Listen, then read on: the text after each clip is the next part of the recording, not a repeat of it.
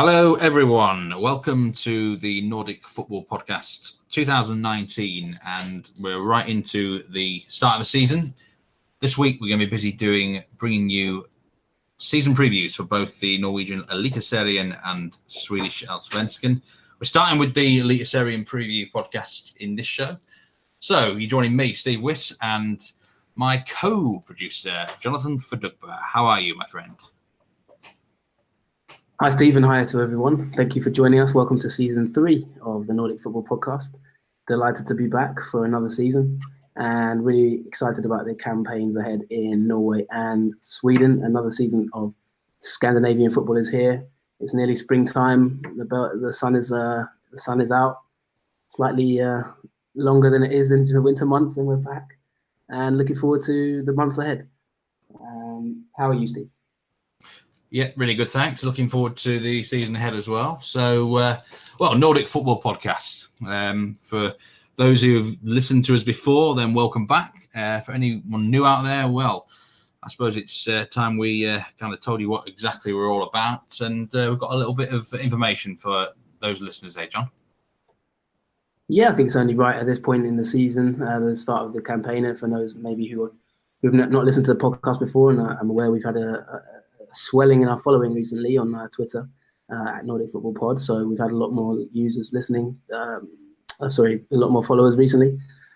So we wanted to give you a bit of background about ourselves before we kick off this new season. So yeah, I wanted to introduce my co-host, Steve Wyss. He is an expert in the field of Norwegian football, a sports betting analyst and a co-founder of the Football Podcast. He covers a variety of leagues in Europe, but has a predominant interest in MLS, Norway and France, and a particular eye on Norway, which is what led us to begin this podcast. Myself, my background, both of us are UK-based football analysts. We have over 10 years of experience in football, and myself, I'm a football consultant and European scout, and the founder and editor of the world football website, Just Football, just-football.com. The website has been established and it's been going for over 10 years. And both of us keep databases of the Allsvenskan and Eliteserien. We have a detailed knowledge of players in the leagues, tactical setups, and almost geeky interest in the team strengths for the leagues, which we used to sort of share between us individually, privately. And then 3 years ago or so, we decided, well, why don't we just put this knowledge into a podcast? And here we are. It's rapidly gained popularity. Every week we analyse the big games. We discuss news. We have a talent focus, which looks at players to watch. We've also had big interviews in the past. We've interviewed coaches in Sweden and Norway in the last few seasons, including Michael Jolly, who's now at Grimsby Town, Ian Birchnell, who's now at Ostersunds, Axel Kjær, the manager of Ordeblå, players such as Jamie Hopcutt at Ostersunds, Tony Ordinas, and many more. And we'll be bringing you more exclusive interviews this season throughout the campaign. So really delighted to be back. And in fact, we have a little surprise or present announcement to make shortly for you, short announcement for you that we'll also be this year delighted to be partnering with Y-Scout. And yeah, we're delighted to announce that we've concluded a season-long partnership with Y-Scout. And for those of you who don't know, it's one of the leading scouting and analysis platforms in the world. And so yeah, we'll be bringing you and using their sort of stats to add to our own content. We'll be writing exclusively for Y-Scout about Norway. Well, not exclusively, but we'll be writing about Norwegian and Swedish football for the Y-Scout platform. We're writing our own blogs every month. So yeah, Steve, I'm quite excited about that platform. Are you?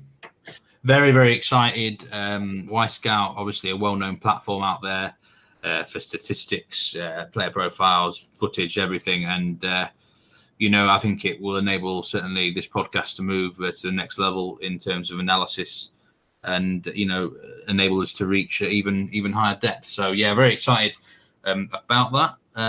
It's really good news for us, isn't it? It is indeed, and delighted to be partnering with Y-Scout. So follow them at Y-Scout and follow us at Nordic Foot Pod for throughout the season. Just for those who don't know, perhaps Y-Scout is the world-leading football platform for professionals to keep track of performances of players And so for anyone who wants to improve the game by learning from the best, the Y Scout platform and Y Scout app are the tools for you. So yscout.com if you wanted to learn more. And as I mentioned, we'll be writing regular columns for them throughout the season on Norwegian and Swedish football analysis and in Scandinavia in general. We also covered a game in Finland a few podcasts ago, and we will be bringing you some more Finnish and Danish content throughout this season. But our predominant focuses will continue to be Sweden and Norway. So catch us on Y Scout as well as the podcast. Yeah, just one other thing I need to mention before we get into this Eliteserien season preview. We are still on Patreon. Indeed, and the Patreon, as most people know by now what Patreon is, it's a kind of a crowdfunding platform where you're allowed to support independent media or independent shows or things like that. If you would like to support us financially this season, we do have 3 tiers of monthly donations that you can give. But anyway, we will remain a free show, entirely free to listen to and download. So don't forget to subscribe and download the podcast and leave reviews. And now we're going to get into it. It's time to get into the season preview 2019 for the Eliteserien. Now, Steve has been researching this quite extensively and as a knowledgeable man as he is. But I have a few little things I want to pick up on as we start the show. I wanted to talk about a general overview. So we're going to look at, firstly, the transfer window and the general expenditure. And I found it really interesting to note, Steve, as we kick off this section, that there's only 3 clubs in the entire league have spent any money in the winter window. There was a Rosenborg, who have spent £360,000, Molde, who have spent a whopping 2.3 million, and Sarpsborg, who have spent £320,000. So only 3 teams out of 16 in the entire league have spent any money. The first question, I guess, to you, Steve, is: does that surprise you at all? No, not at all. In fact, if you actually look at the teams who have spent money, well, Molde are splashing the cash because they got 5 million for Erling Braut Haaland from Salzburg, of course. And Sarpsborg sold a couple of players, I think, for over £1 million in total. And Rosenborg are just they're the biggest club with the best finances anyway. But to put it simply, John, some clubs they don't even have a pot to piss in. That's the state of the finances in this league. It's not great. It's a sad state of affairs, but there you go. Yeah, and of all the teams, Molde have spent the biggest fees. In fact, they've spent the 4 biggest transfer fees of the window. We'll come on to Molde shortly, but that's an interesting statistic there. The other thing I wanted to point out is that expenditure this year in the overall window has been 3 million in total, £3,064,000. But the income from teams selling players is 11.3 million in total. As Steve has mentioned there, Erling Braut Haaland made roughly 4 million of that. Then there's other players like Tobias Heinz, who was sold for £720,000 to a Turkish team. John Huasaita was £900,000. Issam Jabali as well went to a Saudi Arabian team, I believe. So if we look at it, Steve, before we get into the team-by-team previews and get your predictions for the season, this is a league really where £8 million worth of value has gone out of the league. So really, it's a league that's getting weaker, isn't it, Steve? Does that concern you at all? It does concern me an awful lot. I mean, I followed this league since 2005, 2006, way back. I feel like an old man, actually, in some ways now, in that way. And, back then, a decade ago, there was a lot more quality in the Norwegian league. And it has generally, it's got worse. The quality's gradually been slipping out of the division. Of course, you get a little rays of light and little gems every now and then. But overall, this is a league that is, it's struggled in terms of quality in the last few years. Yeah, that's disappointing to see. And I guess in those sort of situations, it's about trying to make its own value, I guess, developing players, bringing in younger talents maybe that they can then sell on. It's a shame when you see it a league losing value.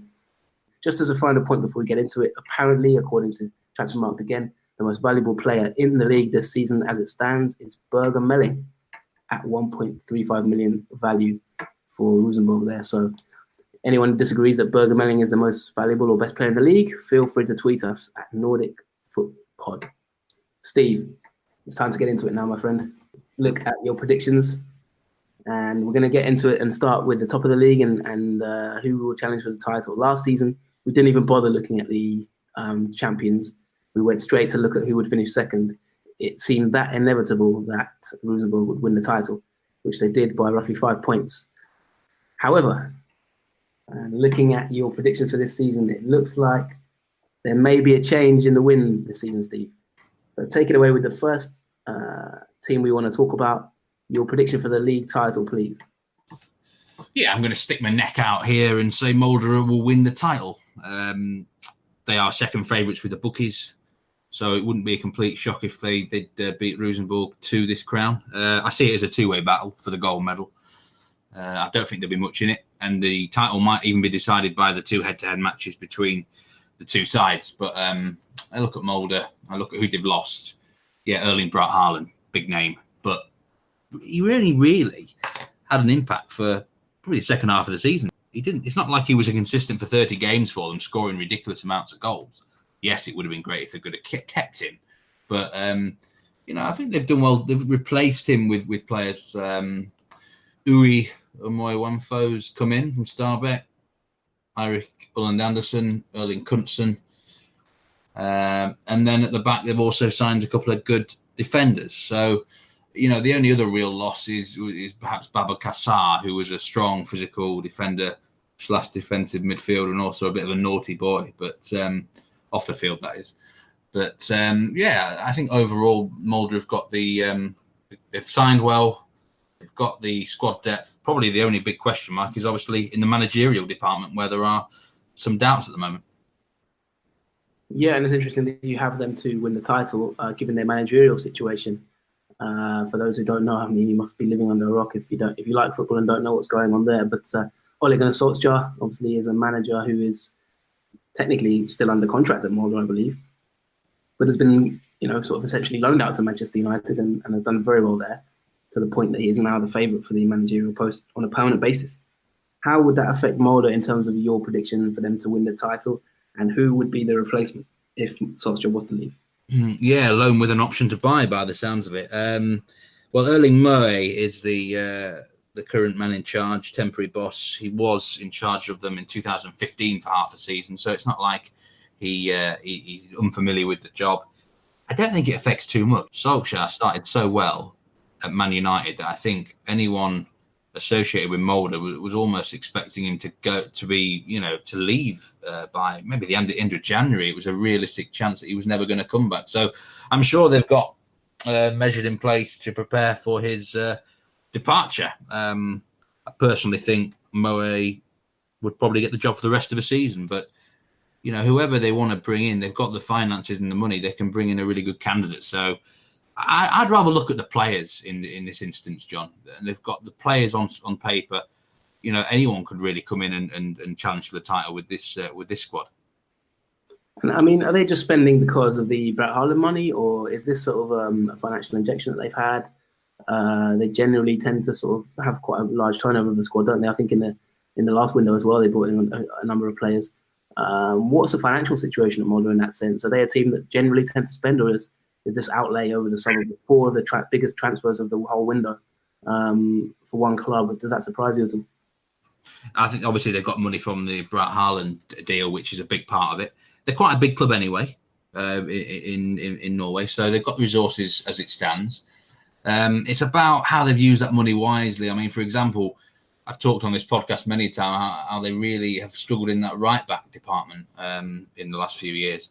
They've now got Christopher Harald's side, who's coming from Haugesund, who looks a really smart signing. They've got Martin Bjørnbakk, who's come from Bodø Glimt, who was brilliant last year for Glimt.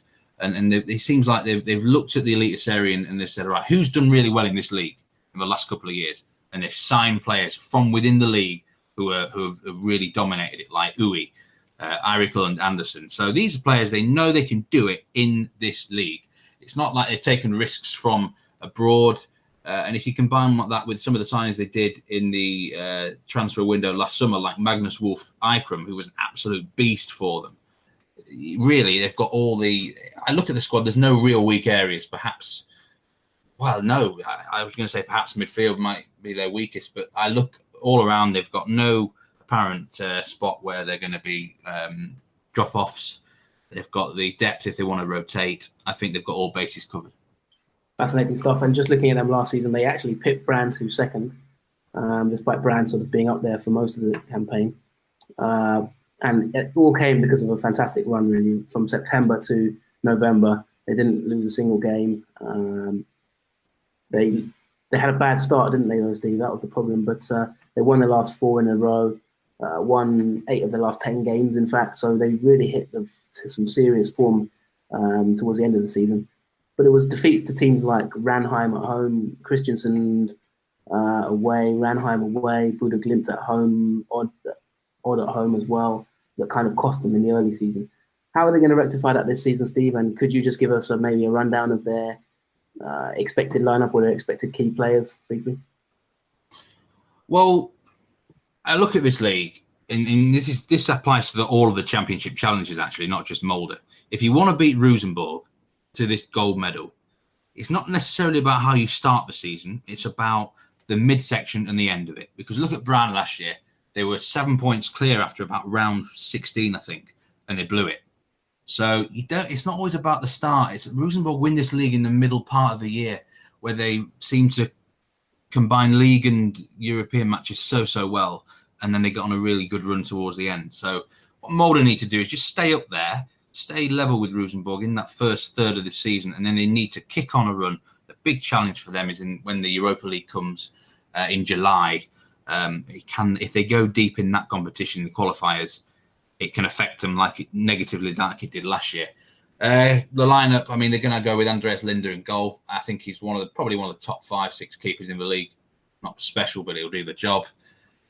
Key players, I think Harold Seid, like I said, at right back is going to become important. Martin Bjørnbak at centre back, new signing, very important. In midfield, Fredrik Orsnes, goes without saying, he's a crucial player. They've got Martin Ellingsen back this year. He was injured the whole of 2018, so that's a nice little bonus for them.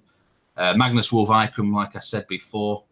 The big question mark until last week was striker, but they've rectified that by signing Ui Umaiwanfo, who sometimes I've given him a bit of criticism on this podcast, but I think this is the perfect sort of move for him, really. So those are the sort of the key players for Molde going forward. I say they've got top quality in all areas of the field, John. Yeah, and as you say there, it seems like they have plugged their squad with sort of players from around the league itself. Haven't they? They've bought from Starbæk, they've bought from Haugesund, they've bought from Buda Glimt, they've bought from Strømsgodset. So it's going to be really interesting to see there if they can kind of use that squad depth to maybe win the title. Really good stuff, Steve. I mean, I personally think Wolf Eikrem will be, was a massive influence last season when he joined and will be going forward. But I think you're the man who's in the know about that sort of stuff. So good to hear your views. And you've got Molde as title winners as we stand. I've got Rosenborg down a second. I mean, it's a toss-up, really. I think these two teams are going to finish about probably between 7 to 10 points clear of the rest. I look at Rosenborg, and there's a lot of cases for them to win the league again. But for me, probably the biggest question mark is they've got a new manager, Horneland, Erik Horneland. He's come in from Haugesund. He's done a good job there in the last few years. But they did a long search for their new manager.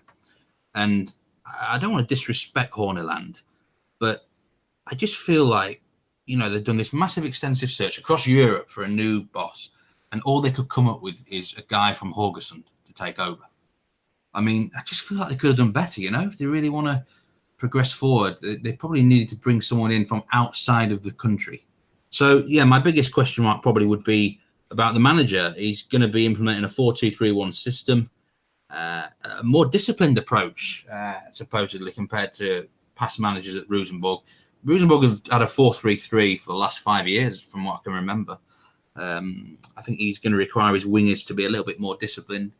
Before we move on to some more detailed analysis of Rosenborg, let's just take a look at sort of their recent history. They've been smashing Itinerary for many years. So this is, I guess, in a way, maybe quite a bold thing for you to say. Then they're not going to win the title. Before we get too in depth, let's just look at some of the players they've lost. They've lost, as we mentioned earlier, Issam Dibali has gone to Al Wada.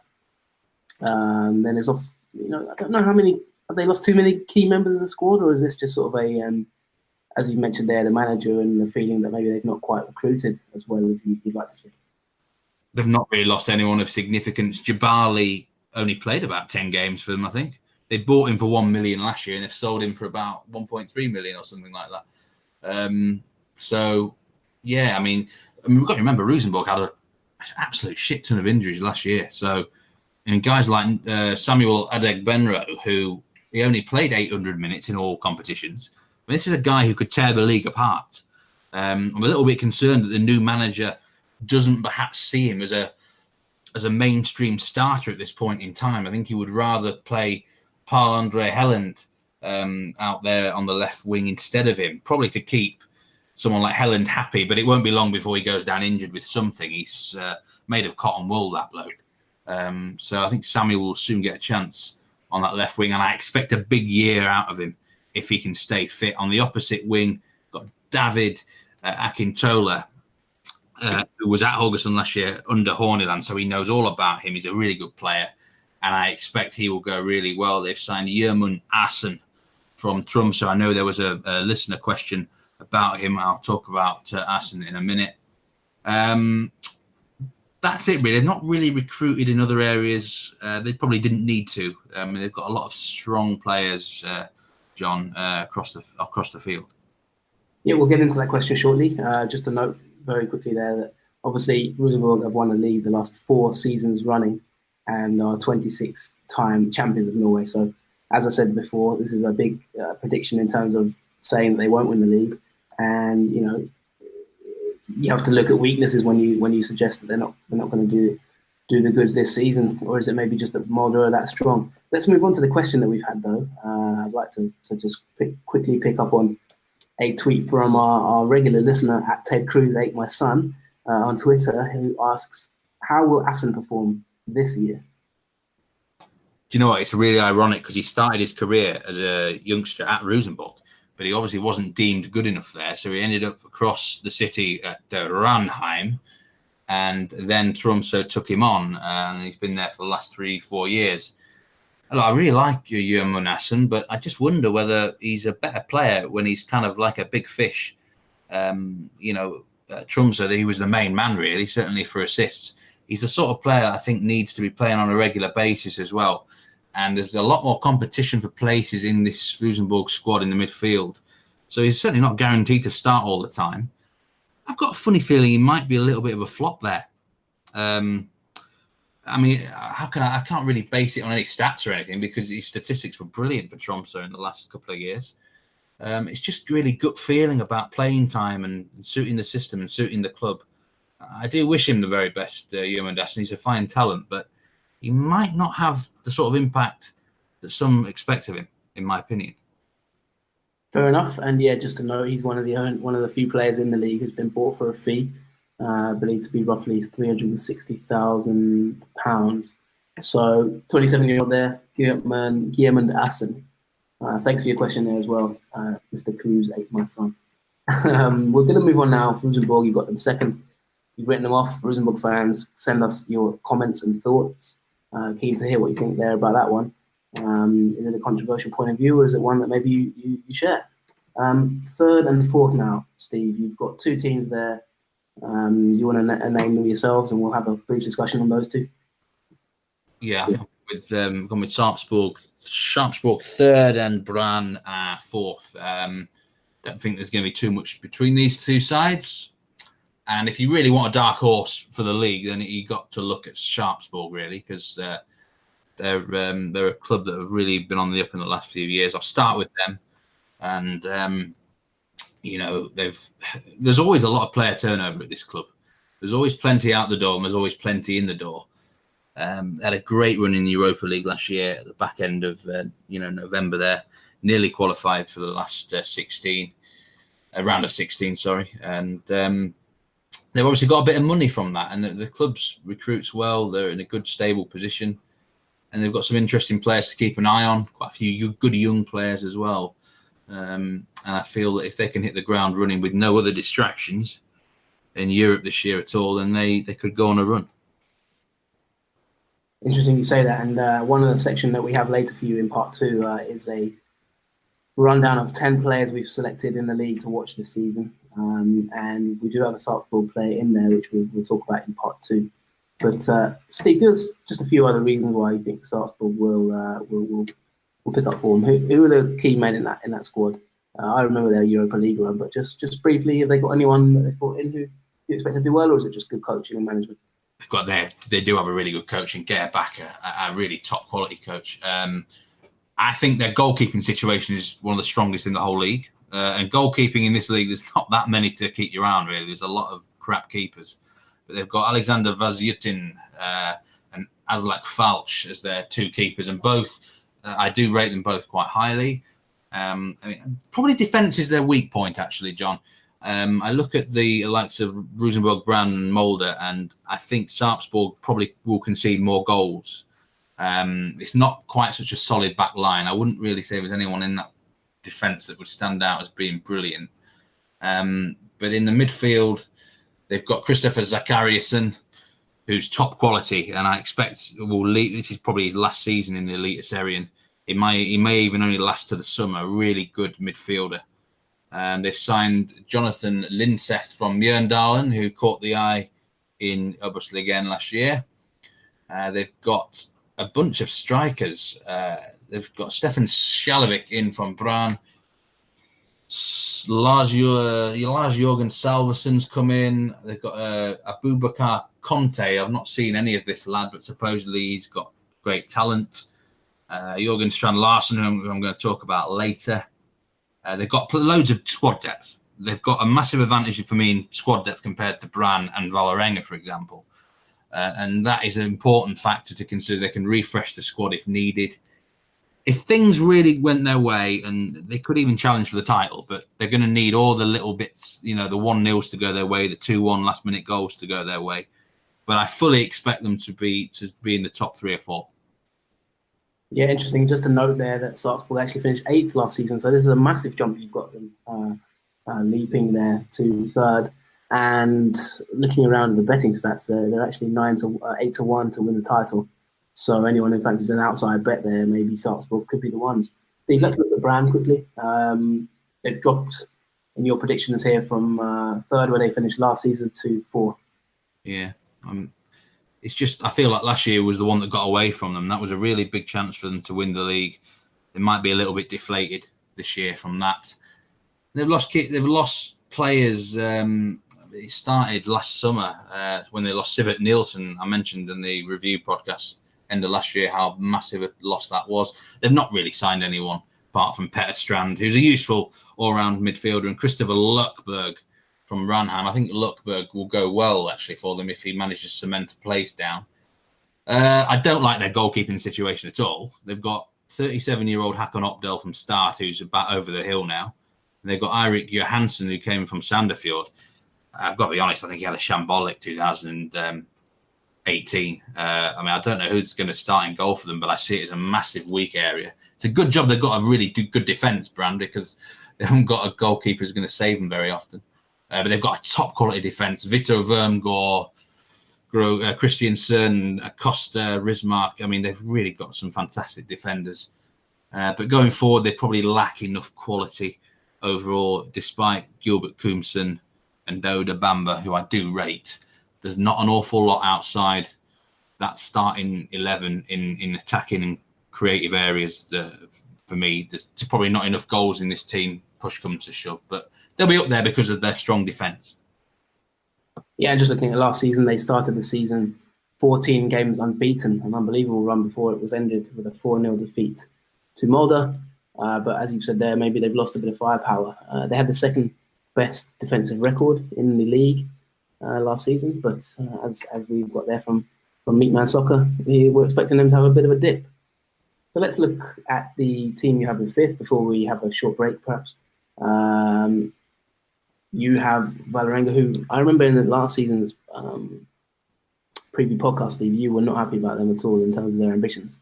Have you changed your mind at all? Have you seen many signs of greater ambition from Vålerenga this season, or are you still a little bit frustrated by them? A bit frustrated, yeah. I mean, they're a difficult one to judge. I think they could end up 5th on their own, actually. I mean, they should really be best of the rest outside of the top 4. You'll see quite a few different predictions for Vålerenga, I think, this year. Some might even suggest they could title challenge. Some might suggest they go mid-table. I mean, I see them about 5th. That might even be being optimistic if things go wrong again. But they just haven't got enough overall quality, in my opinion, John. They've lost players like Felipe Carvalho in defence, who was one of the best defenders for me last year in the league.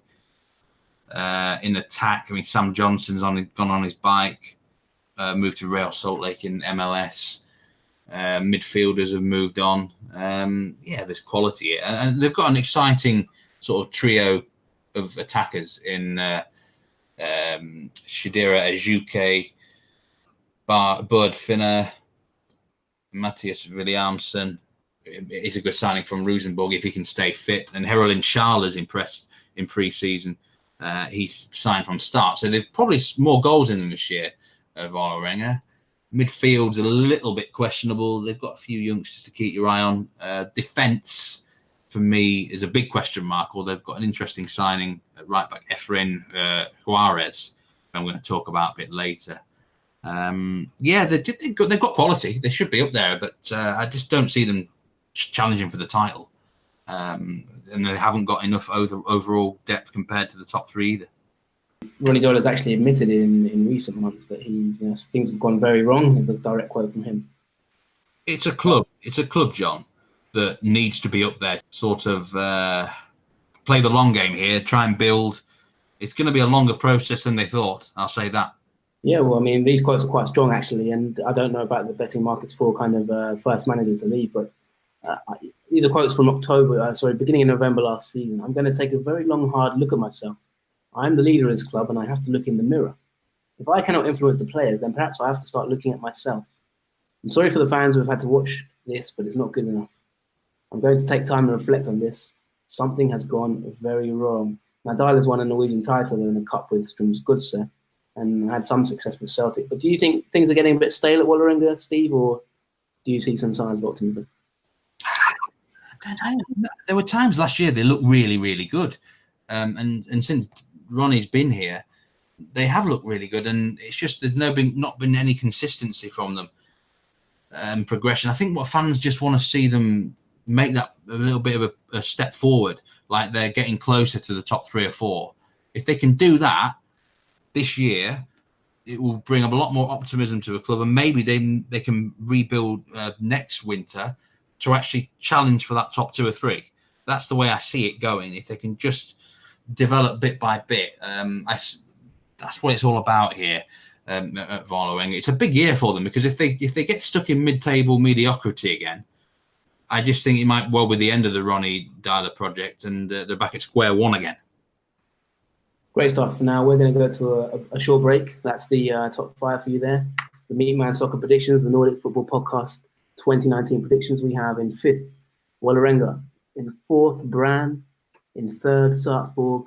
In 2nd, Rosenborg. And predicted champions for the season, Molde. Join us in part 2, where we'll be looking at mid-table. We'll be looking at the relegation battle, where we've got what looks like could be a tasty battle there, and also some maybe pre-season tips in terms of betting, as well as our 10 players to watch this season. Join us after the short break.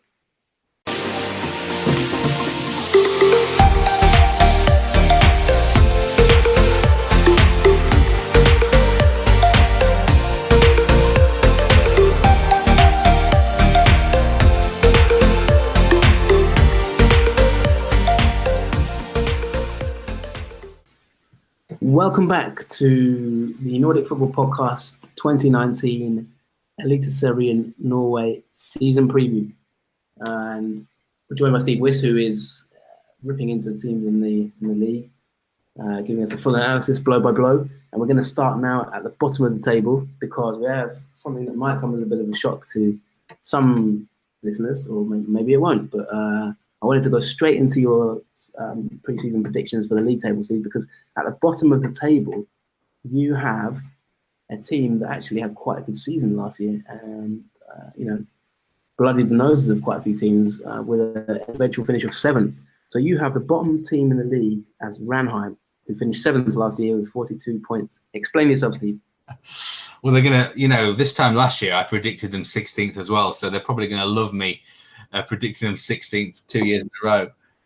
They're the new Christensen, aren't they? You used to hate on Christensen. Now you've moved to the Ranheim, haven't you? Listen, it was a real Cinderella story, wasn't it? Part-time club. Remember the part-time? They came up and they took the league by storm, didn't they? They were in the top 4 or 5 for quite a long time. But they've almost paid for the success of Ranheim.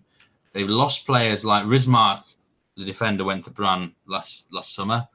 They've now lost Aslak von Wittry to one of the Stockholm clubs. I can't remember which one. Yeah. So they've lost him. And they also lost Christopher Luckberg to Brann. And they were key players for Ranheim. Look, they overachieved in terms of expected goals, statistics. I was looking through our new partnership with Y-Scout, and there's some very interesting statistics from Ranheim last year. They conceded more shots than any other team, and they dramatically overachieved in their expected goals, scored and conceded tally.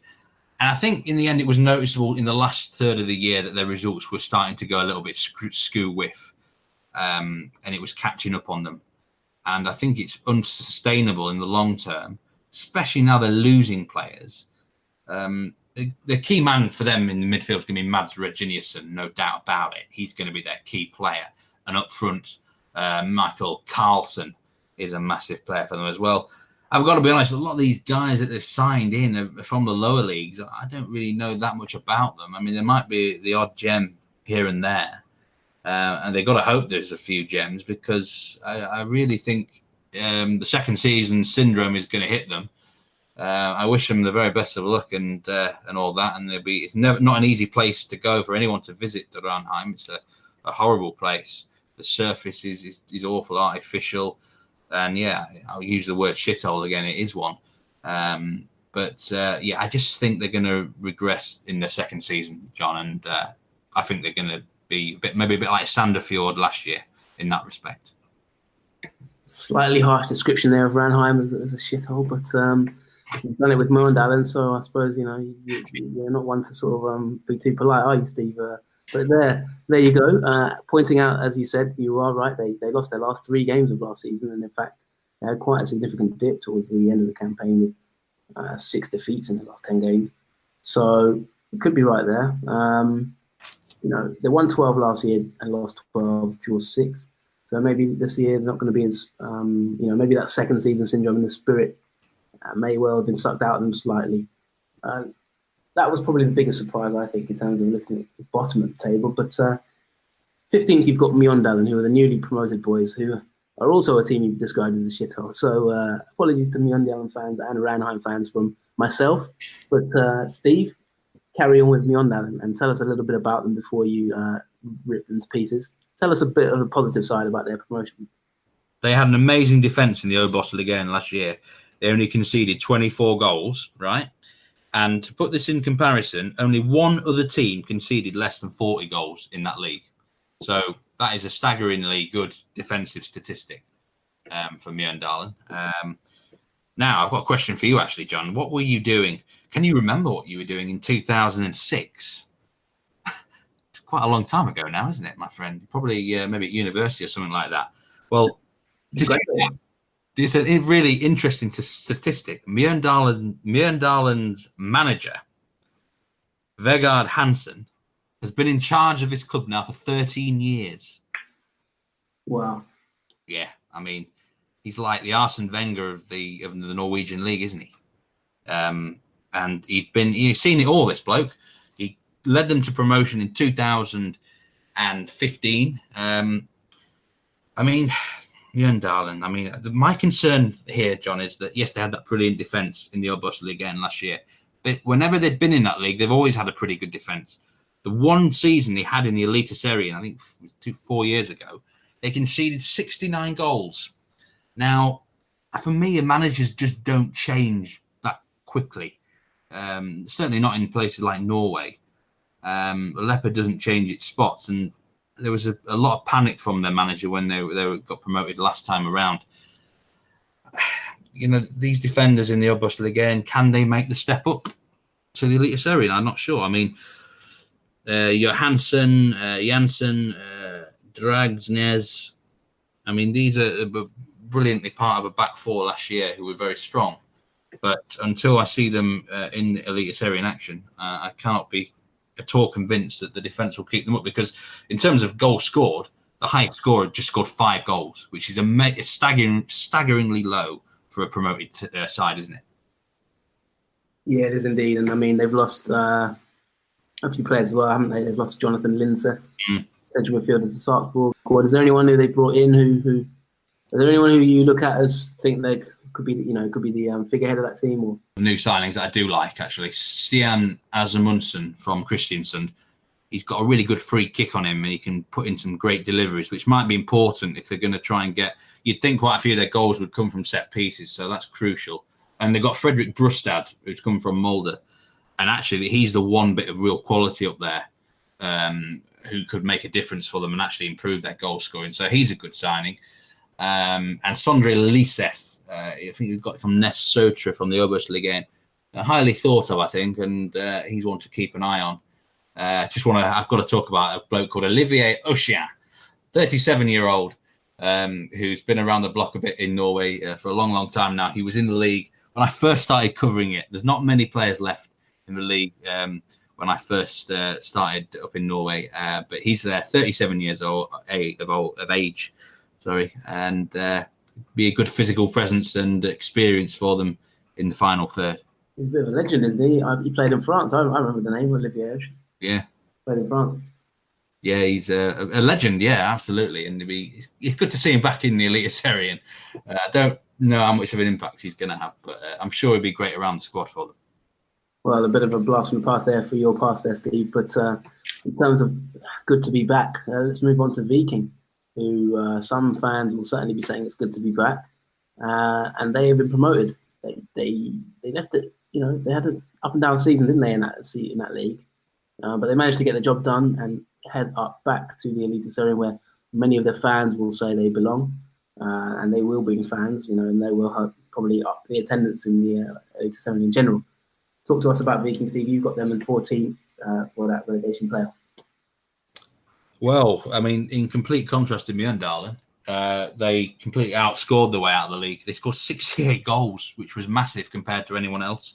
They conceded a whopping 44, and they lost 9 games. Do you know of a side that wins a league by losing 9 games? I've never ever come across that before, I don't think. They only had 1 draw, which was it just shows you draws mean nothing, don't they? Sometimes just win and lose, and you do all right. They've got goals in them, Viking. That's what I do like about this side. Tommy Herland scored 21 last year, and he's done it in the Eliteserien before. He's got the quality to score in this league. They've got Trippic on the wings, and they've got a couple of younger players to look out for as well, Viking. I think a lot of their games are going to be frantic, be probably quite a few over 2.5 goals matches involving Viking, because it doesn't look like they're going to defend. If they're struggling to defend in the Eliteserien, it's not going to get much better in the top tier, is it? Let's be honest. But should be an exciting side. Christian Thorstvedt in central midfield is a youngster to keep an eye on. They've signed Samuel Fridtjonsson from Vålerenga. Good sign. Another good player I quite like. They've signed a couple of defenders at the back who I don't know an awful lot about. Maybe that might help the defence, potentially. I don't like their goalkeeping situation. Never rated Ivan Usbo at all, or Amand Vishna. So, I think they're going to score goals, but they're going to concede a lot as well. But I always lean on sides that can actually hit the back of the net, John. I always feel if any side can score goals, they've got a fighting chance of staying up. So they might just stay up by the skin of their teeth. Yeah, and what are your thoughts on their manager, Bjarne Bjørnsen? Plays an exciting style. Very much gambles a lot. He's not going to settle for a draw, this bloke. He wasn't in the Eliteserien anyway. I hope in many ways, I hope he doesn't change that attitude in the top tier, because a win is worth weight in gold, isn't it? Rather than trying to draw matches 1-1 all the time. He's going to probably think, I'll take a win here and risk losing. certainly against sort of the lower ranked teams, he'll probably do that. But yeah, I think it's going to get a bit frantic, and if they fall behind in games, it could get a bit Lionel Messi, you know. Yeah, that's very interesting. I mean, let's move on to the team you've got one above them, and it's Tromsø, who, some people might see that as a little bit of a surprise, maybe, or maybe not. What are your thoughts, Stephen? Why have you gone for Tromsø there? I've got to be honest. I think you could make a case that any of the sort of teams in the bottom 8 of my predictions here, bottom 9 even, could get sucked into a relegation battle. I only really see 7 teams as definitely going to be safe this year. I think you can make a case for quite a few. Look, Tromsø, the positives, they've got a good manager in Simo Valakari. I rate him a lot. It's a tough place to go potentially up north. And he gets the best out of his squad, but they have limited resources here. They're starting the year with quite a lot of bad injuries. So I look at the squad, it's pretty bare as well. They're relying on youngsters coming through, or they're relying on players that are renowned for getting injured a lot, and that worries me. They had periods in both the last couple of years where they've had runs of losing, and they've also had winning runs too. So look, I'd be surprised if they actually went down if Valakari stays with the club all season. He's just too good a coach to send the side down. But yeah, I know they're crying out for investment in Tromsø. It's just not there. If they could get some really good tools for this manager to work with, I think they could be a dark horse. But you can only work with the tools you've got, really, and his hand is limited. And looking at them, Tromsø, actually, the bookmakers have them as 8-1 to be relegated. So you have them slightly maybe closer to that drop zone. Mjøndalen are in fact the favourites to finish bottom, not Ranheim. But yeah, you've got Tromsø as maybe one who could struggle. Yeah, I don't think they'll go down, but yeah, I mean, I like Tromsø. I like Simo Valakari, but yeah, I think they could have a slow start, which will put them on the back foot. And without sort of some good summer signings, then it could be a year where they're in the lower half of the table rather than looking upwards. Sadly. Fair enough. And looking at their sort of start to the season, their first game, I think, is all the games start this weekend, but their first game is Ranheim away. So that'll be a bit of a test there in terms of a team that you've ranked bottom against a team that you think might struggle. Let's move on to Starbek, who you've got in 12th. Yeah, I mean, they survived with the relegation playoff last year, and they've done that it feels like they've done that a lot in recent years. They're always down there, no matter what the manager is, no matter what the players are. I mean, we know they've got a good youth academy, although now that Tony Ordinas is moved to Lillestrøm, I do wonder how much of a talent is actually going to come through here at this club now. Still a lot of young players, so if things go wrong, then it's difficult, isn't it? Sometimes you rely on experience in the dressing room, and they haven't really got that. The positives, Frank Bolly up front was brilliant in the second half of last year, scored so many goals, but he's going to miss his partner, Owe Omoiwanfo, and in terms of replacements, well, I mean, Daniel Bratton, you might remember him from your days in covering the French league, John. But he's no spring chicken now. 37 years old. I don't really know what's left in his tank.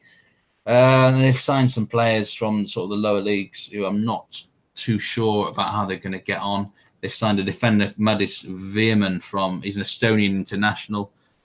At least the goalkeeping situation is a bit better. Marcus Sandberg should do a solid enough job. Probably the best area for Starbek is midfield with Luke Cassie, who was injured the whole of 2018. It's a real bonus to have him back. And they've got good youngsters in Hugo Vettelsen, Tobias Burkreit, who I'm going to talk a little bit about later. I mean, Emil Behinen, guys like Bryn Hildsen. So they've got youngsters on the day. Starbek will play some great stuff, but there's no consistency, and they always seem to find their way into that knack of being in the bottom 3 or 4, and that is just a way of life at the moment for that club. Yeah, just to note, they only won 6 games all last season, so that's a bit of a worry.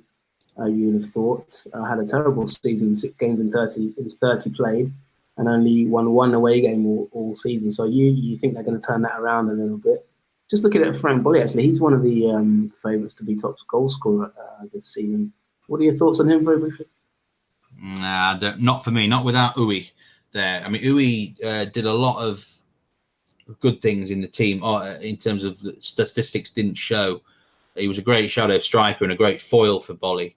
I do wonder without him whether he was going to get as many goals. Will he get the chances? Yeah, he's going to hit the back of the net a few times, but yeah, I mean, I'd be surprised if I don't think he's going to be the top scorer for me this year. Fair enough, and that's the analysis on Stabæk for this season ahead, 12th. Steve, in 11th, before we move to mid-table, you have Bodo Glimt, who last season we were very kindly joined by Tom Dent, who works out there. You've got them in 11th this season. You had them slightly lower last season. What's changed? I can't really make my mind up about this side. I don't know whether they're going to have that second season syndrome where they slip or they manage to sort of stabilise again. At times I look at the squad on paper and I think, yeah, this squad actually should be in the relegation battle because I just don't see the depth there. And they've lost quality players like Christian Ospeth up front, who was a big striker for them. Martin Bjørnbæk was a quality central defender, one of the best in the league last year. And they lost a few other sort of stalwarts like Jose Angel Jurado. And they've not really recruited particularly well yet either. They've got Vegard Bergen from Odd, defender, Erlen Wright, and a good right back on loan from Rosenborg, but they've not really added much. They've had a great pre-season. That's what's turning me, John. They've really absolutely nailed pre-season. Some great results, some great performances. The confidence is up. And I'm always wary of sides like this. I could see them starting well. I could see them having a good first half of the year and then tailing off a bit. They've got, key players to watch out for. We're going to talk about the goalkeeper later, but probably on the right wing, Amor Layuni. He had some surprisingly good statistics last year, put some really good crosses in, accurate ones as well. Philip Zinkernagel is a very useful midfielder. In terms of goal scoring, got Andre Koopman back from injury and a couple of other guys up there. Ger Herem and in midfield, Ulrich Saltners is going to be important, but yeah, I'm kind of a bit torn on them, really. If it wasn't for their great pre-season form and feeling, I would have them down in that relegation battle big time. But, they may well start well enough to get themselves clear. What are your thoughts on Rune Hauger, Steve? I saw a pre-season goal they scored, which was really, really good.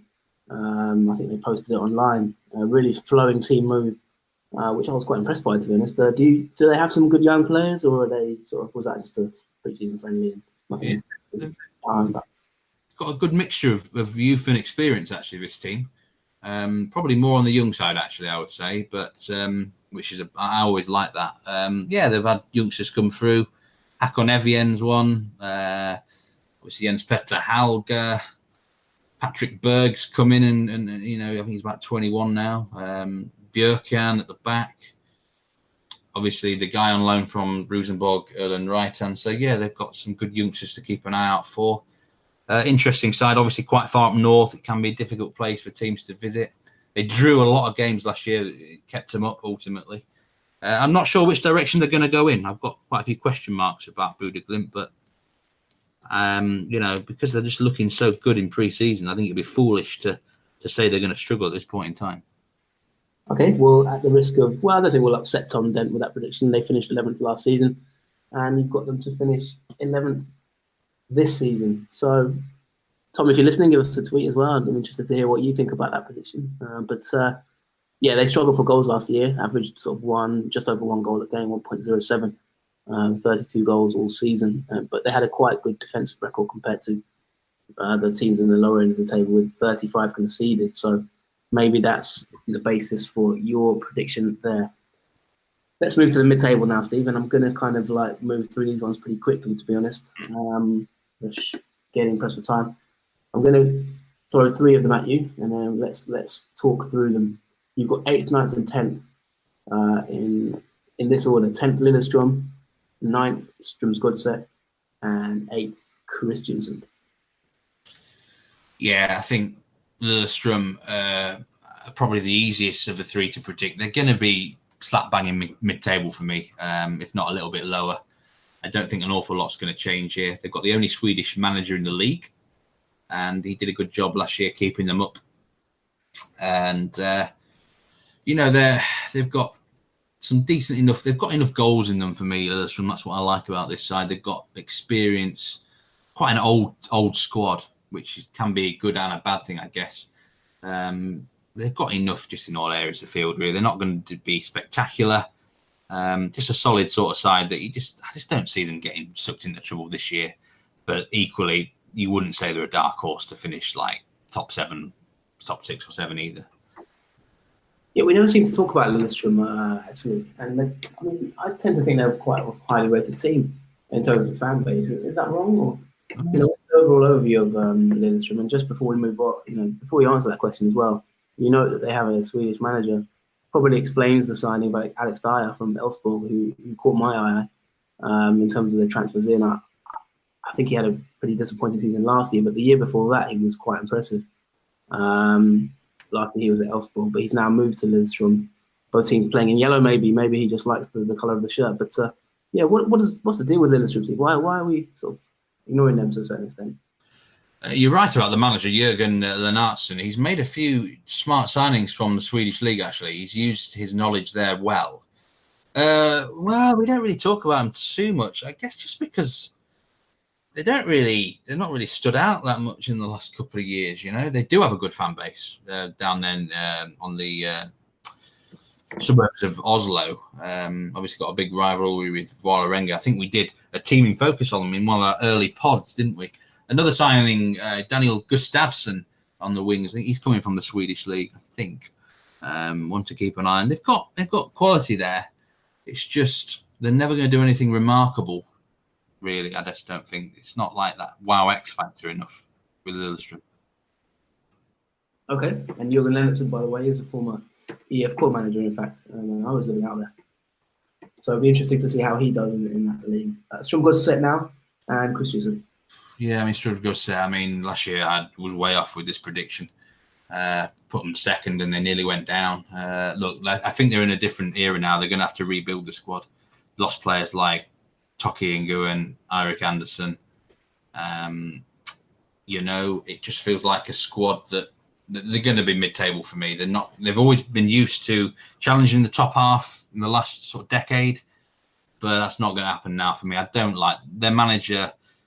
For me, they needed to move on from Bjørn Petter Ingebretsen. He doesn't. I don't like his tactics, his man management. He's not very good. And I saw someone tip them on a betting website to go down at 16-1. And if things go pear-shaped internally, maybe there's a bit of value there. I don't see it myself. I think there's enough quality. Jakuba Silla is an interesting signing in defensive midfield, ex-Aston Villa. And I know him well from the French league. If you get the best out of him, he should be able to dominate physically in this league. And obviously up front, they've got goal scorers in Marcus Pedersen and Moss, who I know you're a big fan of, John. Yeah, and it's forthright of you to come out there and also mention that prediction last season. I think many people would brush over that prediction and not want to talk about it. So hats off to you there, Steve, for your honesty. But yeah, you've got them down in ninth now this season. Moss, what are your thoughts on him? And what are your thoughts on Christensen? I like Moss. I think he did really well when he came in for Pedersen, who got injured. He's much more of a team man and probably just as good a finisher, actually, as Pedersen. But from what I've heard, they're probably going to play up front together this year when Pedersen, he's starting the year a bit sort of not in best physical health.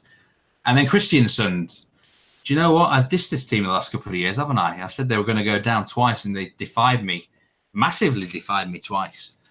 So I'm not going to make the same mistake again. Full respect to what Christian Mikkelsen's been doing at this club.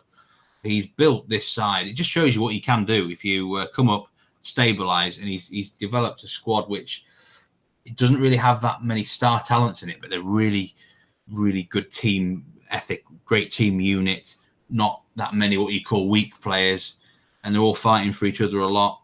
Good balanced squad all round, really. And yeah, I think they tend to finish the season really well. Both the last 2 years, the second half of the season been really strong, so they seem to build as it goes forward. That's a really good sign, in my personal opinion. And maybe the same will happen again. They'll probably start the first half of the year sort of in the lower part of mid-table and then kick on again come the middle of the summer, John. Yeah, so that's an interesting one there. And then you've got in 7th and 6th, the remaining two teams, Odd and Haugesund. I quite liked Haugesund the season before last. Tell us about those two teams. So obviously, they've lost the manager to Rosenborg. They've got Jostein Grindhaug, who's actually managed this club before for quite a lot of years. He made way for Mark Dempsey. Do you remember Dempsey? We talked about him last year in 2015. So he's back. So he knows the club well. And they've lost players like Akintola. They've lost Vegard Sjøve, a defender who's retired. They've lost a keeper who was one of the best in the league, per Christian Brattwijk to Djurgården. And goalkeeper situation's a little bit questionable. They've brought a guy in called Maciej Gostomski, who I've never seen play, to be honest with you. So he could be anything. They've got enough quality about them to hold their own in mid-table, especially in defence, I would say. But yeah, in all areas of the field, they've got enough ability which should easily keep their heads above water. But the lack of squad depth restricts them. You know, if they can. I mean, last year they made a move in the top 5 or 6, but I just don't see them doing that this term, especially if some injuries kick in. Who have we got next then? The last team. Yeah, Odd. You know, again, a team we don't really talk about too often. They've got a manager who's been there for such a long time, Dag Fadugba. I'm not sure how many years in total. Just looking now, yeah, since 2008 he's been at the helm, so obviously a long time. You know what you're going to get with this team: a 4-3-3 formation, hard to beat, not going to give much away, and they've got a good mix of youth and experience in the squad. They've lacked goals a bit in the last couple of years, and I still worry for them in that department. I just don't see a striker that's going to hit them, 15 goals in the onion bag. But they've got enough players that can chip in with goals from all over the field. They'll always be fairly well organised, have a good midfield and defence. And historically, when they had a better squad, they were always a dark horse to challenge, even Rosenborg for the league. But they just don't. He doesn't have enough quality options to work with now, the manager. So it should just be another season in that mid-table area, and they may well find themselves isolated in 6th spot, I think. There you go then, and that is the table for the 2019 season. So you don't have to watch any of the games this season now. You're done. We've got Ranheim 16, Mjøndalen 15, Viking 14, Tromsø 13, Stabæk 12, Bodø/Glimt 11. We then got Lillestrøm 10, Strømsgodset 9, Kristiansund 8th, Haugesund 7th, and Odd in 6th. And moving up to the top of the table, we have Vålerenga in 5th, Brann in 4th, Sarpsborg in 3rd, Rosenborg in 2nd place, and champions Molde. Thank you very much to you, Steve, for your predictions there. And we're going to look at a couple of questions now before we move on to our 10 to watch. I just wanted to firstly ask you, who are the breakout players that you expect to see this season? And that's a question from a very loyal supporter of the podcast, Ted Puvate, my son. Okay, well, I suppose I might as well mention 2 of the 10 to watch already now.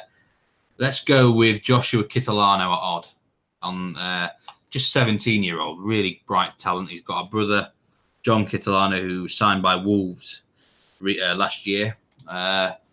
Look, the sky's the limit for this lad. He's got great technical ability, pace, intelligence, and he's still very young. And it's just, sometimes that young player gets an age where they just break out, either due to physical or they've just grown up a bit more, like Haaland did last year for Molde. And that could happen this year with Kitolano. So he's versatile enough; he can play everywhere. It's just about, will he get enough minutes on the field? It's about game management. But if he's given enough of a platform to shine, he's one that could break out. And the other one, I'm going to go with Jørgen Strand Larsen at Sarpsborg. I've got to say, he's a player that, he's never really caught my eye too much, but he's been absolutely tearing up the pre-season. He must have scored about a dozen goals. I mean, Sarpsborg have played a lot of friendlies, don't get me wrong. But I've saw a lot of people have been talking about Larsson, and he's impressed. I mean, I personally, I don't take too much note of pre-season performances or results myself. I've learned over the years it can sometimes mean nothing. I haven't got time to be wasting on watching some of these crappy pre-season friendlies. For me, the most important thing is the actual matches. But by the sounds of things, he's been catching the eye, and if he's given that regular starting chance, I notice he's as low as 14-1 to be top scorer with some bookmakers, and it's no surprise he's expected to come out and be a big breakthrough year for Jürgen Strand Larsen at Sarpsborg. Yeah, funnily enough, those are two of your 10 players to watch for this season. So let's go straight into that now, Steve. Do you want to run us down with the names of your 10 to watch firstly? Yeah, I'm going. Obviously. Ricardo Friedrich, Joshua Kitolano, Martin Samuelsson, Sean McDermott, Efrain Juarez, Jürgen Strand Larsen, Jakob Glesnes, Onni Valakari, Arnor Smarrison, Tobias Björkreit. They're my 10 to watch. Very interesting. We have a mix of age ranges there going from sort of, 17 to 31. So you picked out an eclectic mix there. One question I have for you on those players is there anyone who you look at as having a sort of a Haaland effect? Is there anyone there who you really expected? I mean, Haaland's breakthrough was unbelievable, really, wasn't it, Steve? Anyone of that similar ilk, or is it kind of maybe not quite as impactful? No, I think Haaland was one of those talents that comes around once in a decade in this sort of league. But maybe, as I say, Jürgen Strand Larsen could make an impact in that way, or Kitolano. They're the two most likely. But you never know. Someone can make a splash from anywhere, really. So, yeah, we'll look through the team, just to name your players again, because I want to point out their positions in the clubs. We've got Ricardo Friedrich, who's a goalkeeper at Bodø Glimt.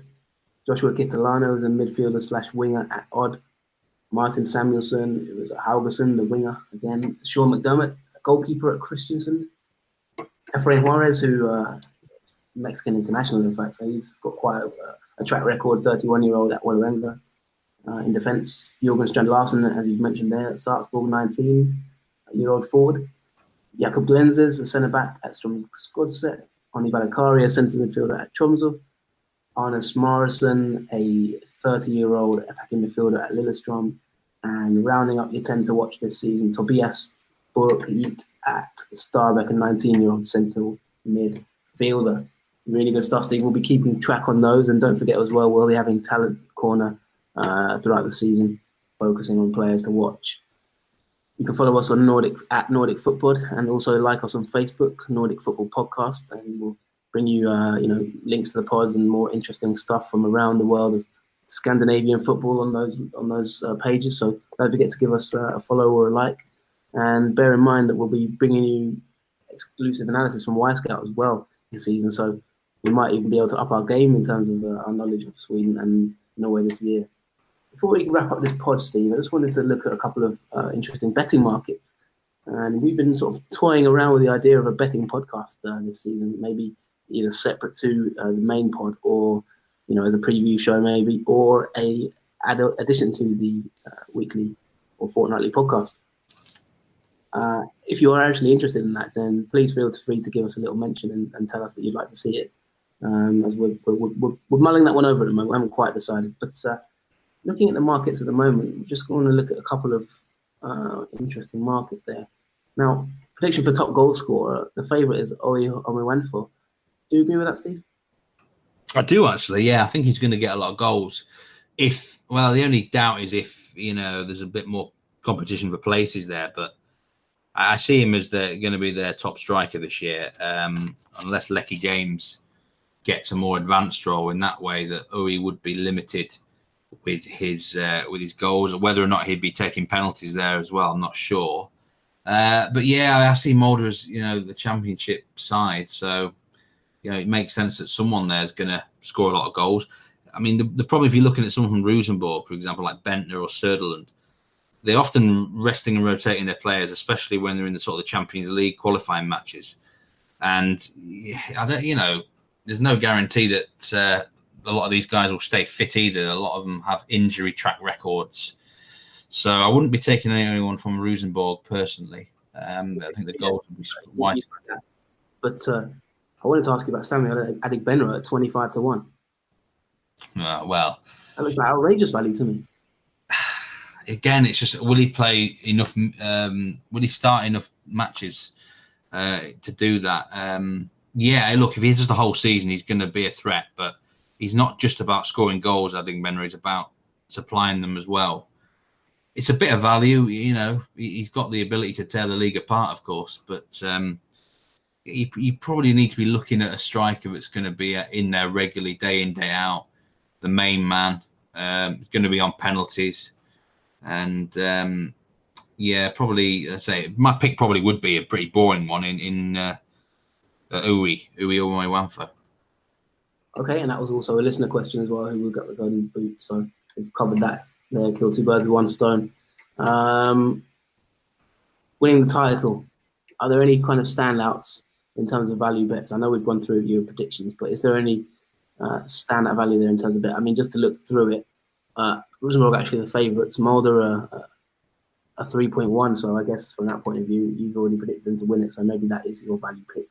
But is there anyone else that we should maybe be bearing in mind? I mean, maybe a ridiculous call there, someone like Ranheim at 250-1, or is there a Leicester City in the markets here anywhere? Or no? It might as well be 2,000-1. I still wouldn't be interested in Ranheim. No, I just don't see anyone. I mean, if you a dark horse, probably would be Sarpsborg, if you can even call them a dark horse. The value is probably Molde. Get the biggest price on Molde you can.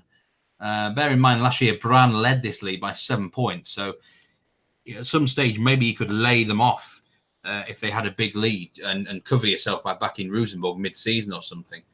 That's probably the one I would go with. I just don't see it. There's not enough there for someone to make a long effort from mid-table and come up there. I just don't see it. Fair enough.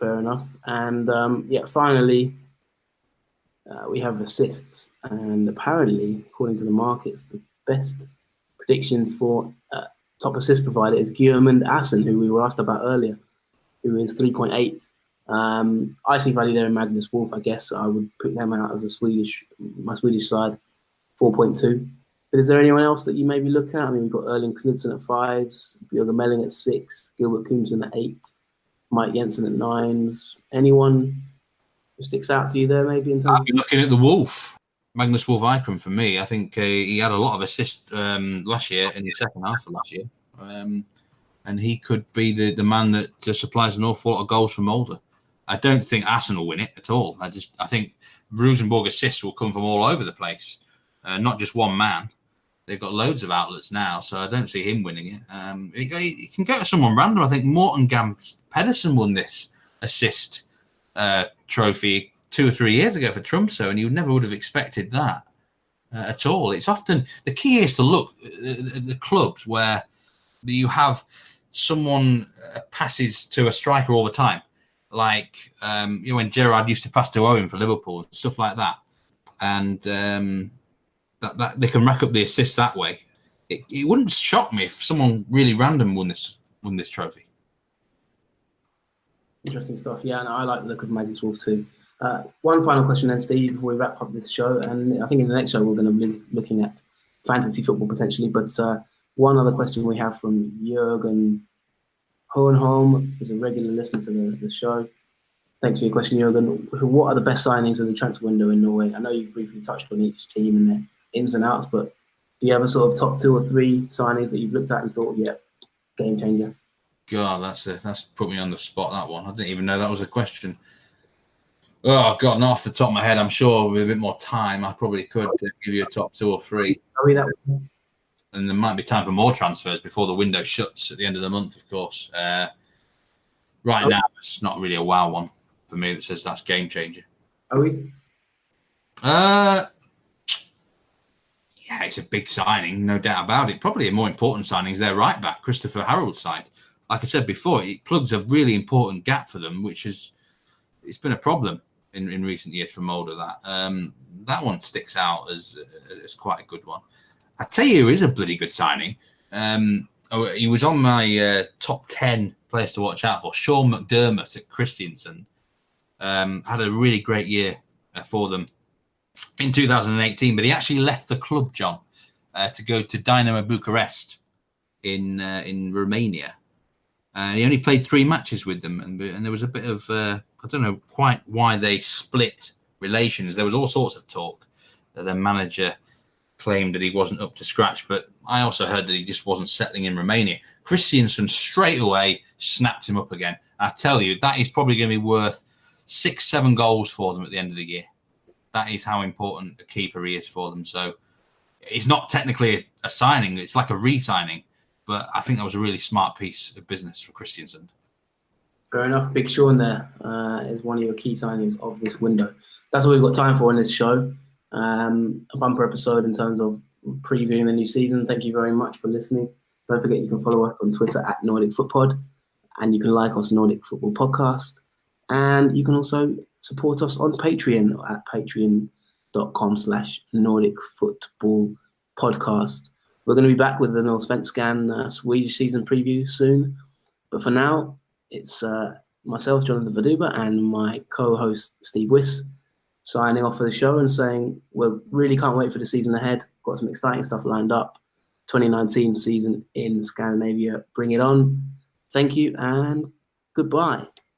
Au revoir, everyone. See you around.